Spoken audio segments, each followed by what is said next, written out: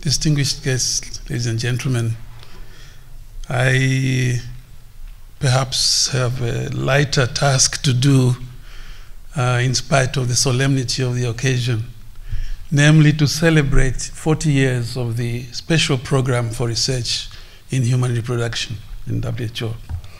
And so because it's a celebration, I can afford to be a little bit on the lighter side. I want to talk about how it was conceived and born. I want to talk about one of the challenges during its birth.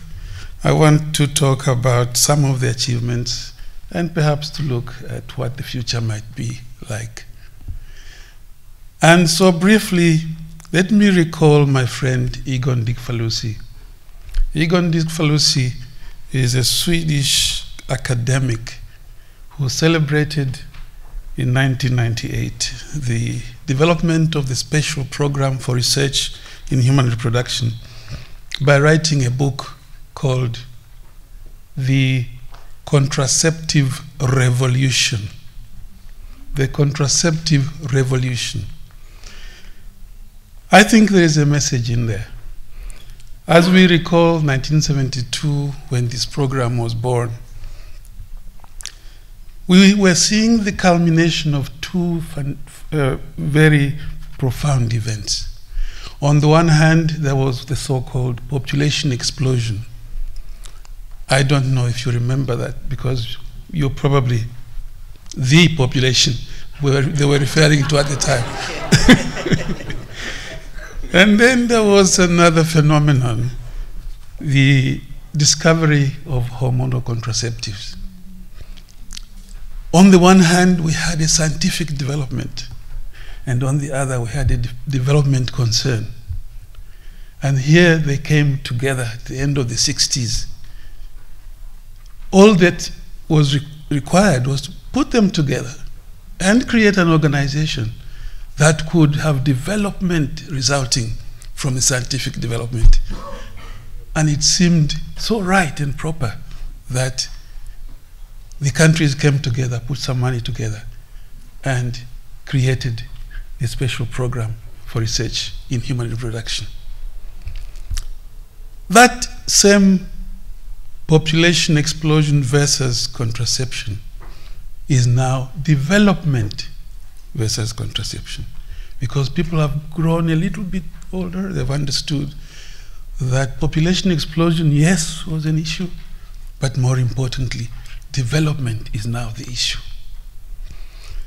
I think it was a great thing that this program was created, and perhaps let me spend no more time than that, and talk a little bit about one of the challenges as this pregnancy was developing. This was the question of the percentages of money to be allocated. Now you can imagine that pregnancy always begs the question, boy or girl.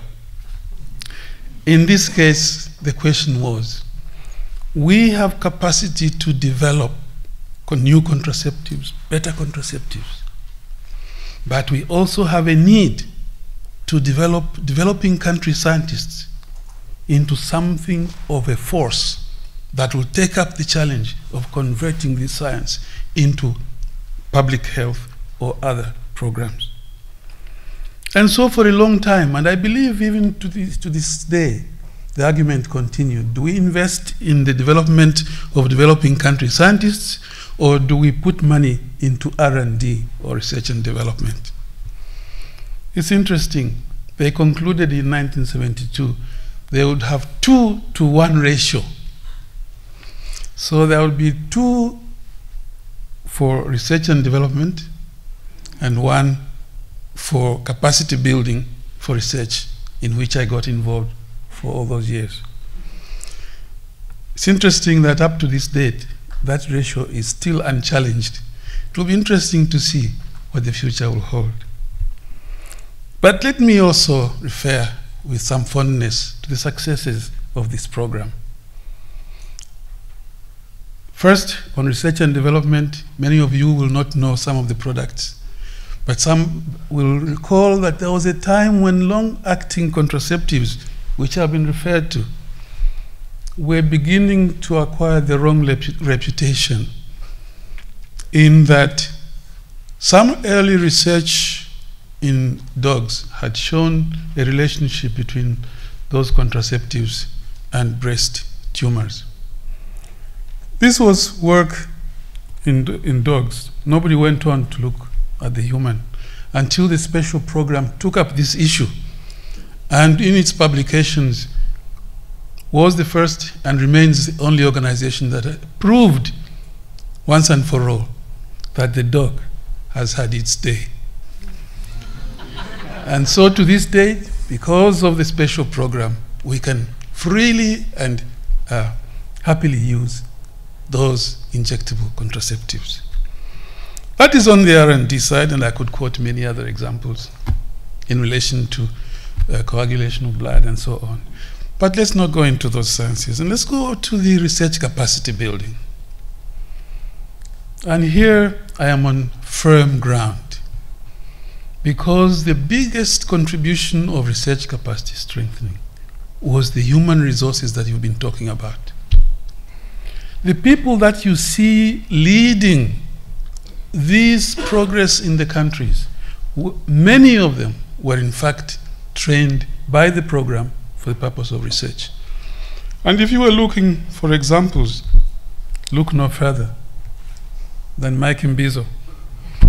Mike Mbizo is one of the most outstanding, probably the most outstanding product of research capacity strengthening of the older days.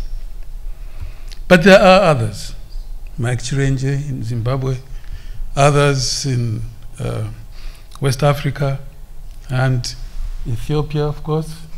You may recall Malawi, my friend, my late friend Chipangwe, unfortunately left us, and so on and so forth.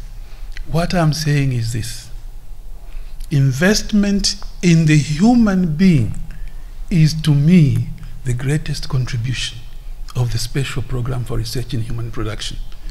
They are the leaders. Those people who were trained are the leaders now of such programs as we are now awarding these awards today.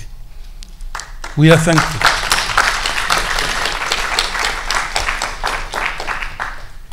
With those products, I think I can conclude, but I must finish on the future as I see it.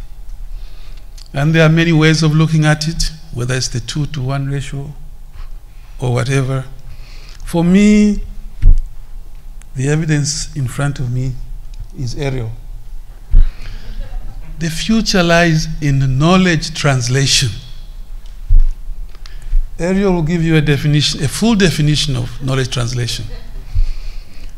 It means we have now built up so much knowledge, and we are building up so much knowledge. Our challenge is how to use that knowledge to create sound policies and practices. That is the future for this program. Let us celebrate it, and let us do it. Thank you.